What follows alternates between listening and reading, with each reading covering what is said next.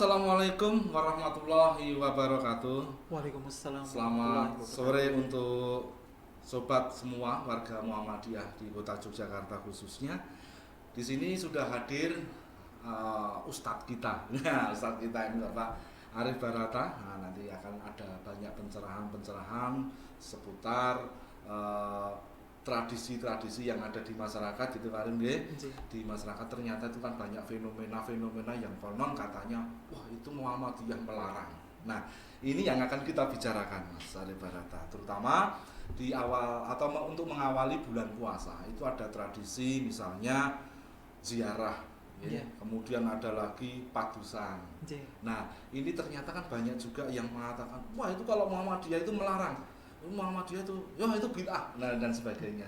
Nah, ini kita minta pencerahannya Pak Arif Barata. Monggo. Matur nuwun Pak Arif sebagai moderator. Assalamualaikum warahmatullahi wabarakatuh. Waalaikumsalam. Bahwa di tengah masyarakat banyak berkembang anggapan bahwa Muhammadiyah melarang ziarah atau mengunjungi kuburan. Bahkan ada yang berusaha menempatkan Muhammadiyah sebagai organisasi yang tidak paham agama karena melarang perbuatan ini. Nah, padahal semua itu adalah manipulasi informasi yang disengaja, yang kemudian disalahgunakan untuk melakukan pembelaan terhadap tradisi yang mendapat banyak kritikan. Nah, kemudian bahwa perlu kita jelaskan di Muhammadiyah tidak ada larangan ziarah kubur di dalam Muhammadiyah dan di Islam itu sendiri. Yang diharamkan itu bukan ziarahnya, akan tetapi seringkali ziarah dipakai masyarakat untuk berwasilah pada yang telah wafat atau yang telah mati. Kurang lebih demikian sebagai awalannya. Ya, ini menarik Mas Arif Barata ya. Dalam artian masyarakat kan perlu dipahamkan Iya. bahwa ziarah itu sebetulnya tidak ada masalah untuk versi Muhammadiyah nggih. Iya. Nah, tadi sudah disinggung sebetulnya dilarang karena wasilah-wasilah yang muncul di situ. Iya. Bahkan ada tradisi-tradisi khusus, misalnya harus membawa kembang menyang gitu. Iya, oke. Apakah ini diperbolehkan atau tidak sebetulnya Iya. gitu Mas Arif Barata? Kembali lagi kepada bahwa Rasulullah SAW pernah menyampaikan innamal a'malu binniyat, bahwa sesungguhnya segala amal itu tergantung dari niatnya kita. Bagaimana niat kita membawa bunga atau kembang-kembang tersebut, kalau kemudian kita fungsikan sebagai keindahan, kemudian mengharumkan, insya Allah tidak mengapa. Namun kalau kemudian bergeser atau berbeda, nah ini kemudian yang perlu diluruskan kembali. Nah, begitu Pak Arif. matur nuwun Mas Arif Barata, ini menarik sekali masalah kembang menyan itu tadi ya, terutama kembangnya. Sebetulnya kalau menurut penelitian ternyata kembang itu mengandung unsur-unsur yang di situ bisa menetralisir aura-aura tertentu. Ini menurut penelitian ya, jadi nanti bisa di googling itu tentang kembang menyan. Jadi sebetulnya tidak ada masalah nih Mas untuk Muhammadiyah. Baik, untuk yang tadi ziarah berarti tidak ada masalah, monggo warga Muhammadiyah di awal puasa silakan untuk berziarah dalam artian untuk mungkin mengenang kembali atau justru mendoakan nih. Mendoakan supaya yang ada di kubur itu bisa amalnya bisa diterima oleh Allah Subhanahu wa taala.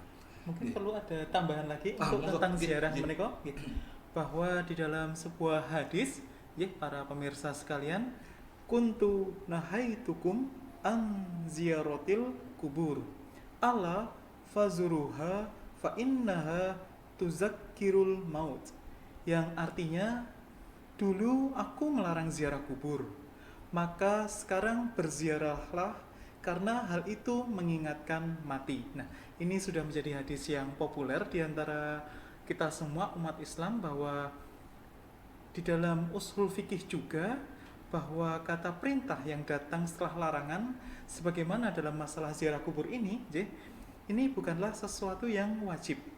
Al-amru ba'da al-nahyi yufidul ibadah. Artinya sebuah perintah yang muncul setelah larangan itu menunjukkan sebuah kemubahan. Jadi ziarah kubur ini hukumnya mubah, diperbolehkan. Ini sebagai tambahan landasan hukumnya. Monggo para warga semua mungkin bisa disebarluaskan ya, disebarluaskan bahwa Muhammadiyah tidak mempermasalahkan ziarah kubur, bahkan itu menurut hadis Nabi itu bisa dikatakan mubah nggih, Iya, berarti betul, boleh. iya. Itu Mas Barata. Iya. Jadi sebelum Ramadan itu kan ada tradisi yang ada di masyarakat kita yang itu selalu dijalankan, yaitu ada dua sebetulnya, yaitu pertama adalah Apeman, yang kedua adalah Padusan. Nah ini sekarang kita bahas dulu itu masalah Apeman. Nah, Iya. gimana Mas Barata? Oke. Terima kasih Pak Arif, moderator kita pada sore hari ini. Tradisi Apeman yang ada di masyarakat kita ini yaitu membuat makanan tradisional berupa apem dan kemudian nanti dibagikan kepada tetangga, kerabat sekitarnya. Nah, bagaimana di Islam menyikapinya?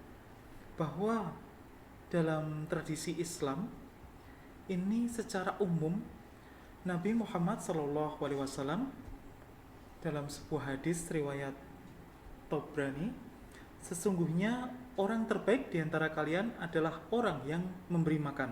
Nah, seorang laki-laki kemudian bertanya kepada Nabi Muhammad SAW, perbuatan apa yang terbaik di dalam Islam? Nabi Muhammad SAW menjawab, kamu memberi makan kepada orang lain. Hadis riwayat Bukhari dan Muslim. Jadi para pemirsa jamaah sekalian, apem yang sudah ada ini juga sudah bagus. Apalagi kita meniatkan dengan niat yang baik, yaitu saling berbagi. Tidak saja apem yang bisa kita bagikan kepada tetangga, kerabat, atau saudara, namun juga bisa dengan makanan-makanan yang lainnya, seperti lauk pauk, buah-buahan, minuman, dan lain sebagainya. Ini selain sebagai menguatkan hadis tersebut, juga kita ada silaturahmi kepada kerabat kita, tetangga kita, memperkuat ukhuwah juga.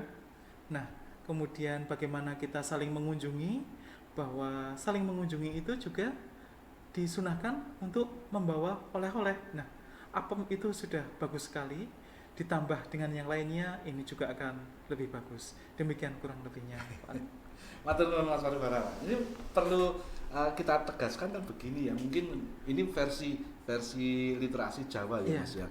Jadi apem kalau konon katanya itu dari kata afwan atau afuun, artinya meminta maaf. Jadi mungkin itu dalam bentuk simbol bagaimana orang meminta maaf ya, disenengke dulu ya gitu kan, dikai seneng-seneng oleh-oleh sehingga maaf itu diberikan, kan begitu kira-kira itu. Nah, saya pikir itu tidak menyalahi Mas dari apa yang tadi sudah disampaikan untuk masalah hadisnya dan lain sebagainya. Bahkan untuk versi Muhammadiyah juga sebetulnya nggak ada larangan gitu, kira-kira seperti itu. Nah, saya tambahkan lagi. Monggo, bahwa apem yang kemudian dibagikan kepada tetangga, kerabat, atau tradisi apeman itu kemudian ada makna kita berkunjung kemudian meminta maaf ya. Bahwa di dalam bulan puasa khususnya ini memang tidak ada hadis yang berkenaan dengan meminta maaf. Namun yang disarankan adalah bahwa bagaimana kita bisa lebih khusyuk, lebih kuat dalam beribadah. Ya salah satunya ya memang meminta maaf itu, saling memaafkan kepada sesama kita, meningkatkan ibadah, baik ibadah yang sifatnya kualitas ibadah mahdoh maupun ibadah sunnah yang lainnya. Begitu kurang lebih. Artinya kan begini Mas, untuk meminta maaf sebetulnya tidak harus hanya di bulan Ruwah itu sendiri, ataupun betul, mungkin juga bulan Syawal gitu. Tapi setiap waktu kita punya salah ya mestinya minta maaf. Artinya kalau apeman itu bisa tiap hari. Gitu ya Mas. Baik Mas, ini yang masalah ritual apeman mungkin sudah kita ulas. Nah sekarang ini yang agak unik nih sebetulnya, karena berkaitan dengan mandi bersama. Ini padusan ini gimana nih Mas Fadil? Padusan menjelang bulan Ramadan atau bulan puasa ini sudah cukup umum di masyarakat kita. Bagaimana Islam di Muhammadiyah menyikapinya? Nah, yang perlu menjadi perhatian adalah bahwa padusan pada umumnya ini adalah kita melakukan pembersihan diri atau mandi, namun kemudian di tempat yang umum. Ini yang perlu kita perhatikan, bagaimana di tempat umum tersebut bisa kita pisahkan antara putra dan putri ini, jadi supaya tidak bersama atau bisa saling melihat dalam dalam lingkup yang sama makatan itu. Artinya ini saling menjaga aurat gitu. Ya, saling menjaga aurat. Saling menjaga aurat itu. Apakah kemudian kita kembali lagi ke niatan awal kita, saling bersilaturahmi, kemudian bertemu dengan tetangga, kerabat di satu tempat, kita menyambut bulan suci Ramadan itu dengan hal-hal yang positif tentunya, tidak kemudian meniatkan padusan itu diharuskan sebelum Ramadan. Nah, itu saja yang kemudian perlu kita perbaiki. Baik, matur nuwun Mas Arif. Tadi ternyata banyak sekali hal yang perlu kita cermati bersama, bahwa yang namanya padusan itu tidak harus di awal Ramadan. Artinya mandi itu tidak harus setahun sekali kan gitu. Bisa tiap hari itu padusan, monggo padusan di tempatnya masing-masing. Nah, kan gitu. Cuma spesifik sebetulnya padusan itu untuk tradisi Jawa, memang di tradisi Jawa itu juga ini masih belum dicari apakah betul tradisi Jawa yang betul-betul atau hanya sekedar rekreasi gitu kan. Rekreasi awal puasa gitu. Sesuk poso ya sekarang adusnya kan gitu kan, seolah dolan dulu ditutupi. Bahwa kita juga ada tambahan.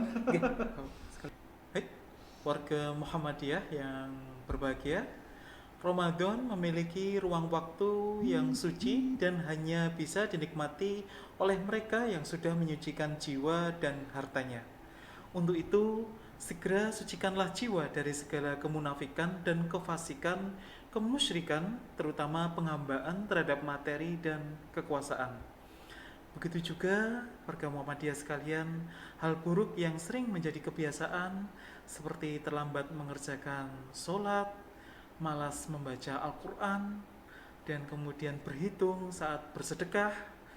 Kebiasaan-kebiasaan itu perlu kita hindari mulai dari sekarang, saat mulai bulan Ramadan ini, sebagai sebuah momentum untuk melakukan perubahan yang lebih baik. Matur nuwun. Nah, ini sudah diperjelas nggih warga Muhammadiyah, sobat-sobat semua. Jadi yang namanya bersuci itu bukan secara ya seperti yang kita lakukan, yaitu dengan bersuci dengan mandi, tapi lebih luas daripada itu kan hanya bahasa simbol saja. Artinya yang disucikan adalah hatinya, niatnya, dan lain sebagainya gitu. Saya pikir itulah yang nanti yang menjadi gambaran di fenomena di masyarakat yang terjadi, adanya tadi masalah padusan, kemudian apeman, kemudian nyekar atau ziarah. Ini sebetulnya untuk dari Muhammadiyah itu ditinjau dari maknanya gitu, bukan dari perlakuannya, karena pahalanya dari maknanya bukan di perlakuannya kan begitu. Dan warga Muhammadiyah sekalian, kami tambahkan lagi dan sabda Nabi Muhammad SAW, barang siapa berpuasa Ramadan karena iman dan mengharap pahala dari Allah, niscaya diampuni dosa-dosanya yang telah lalu. Hadis muttafaq alaih. Namun untuk memperoleh ampunan dengan puasa Ramadan memiliki syarat-syarat.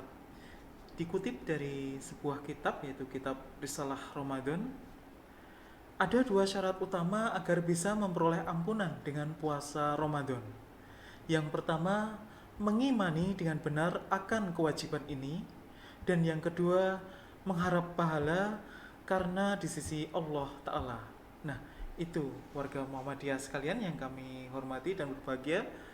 Dari bulan puasa Ramadan ini, mari kita sambut dengan sebaik-baik mungkin, dengan persiapan yang sesiap-siap mungkin, sehingga kita bisa maksimal untuk memperoleh ridho dari Allah Subhanahu wa Ta'ala. Terima kasih.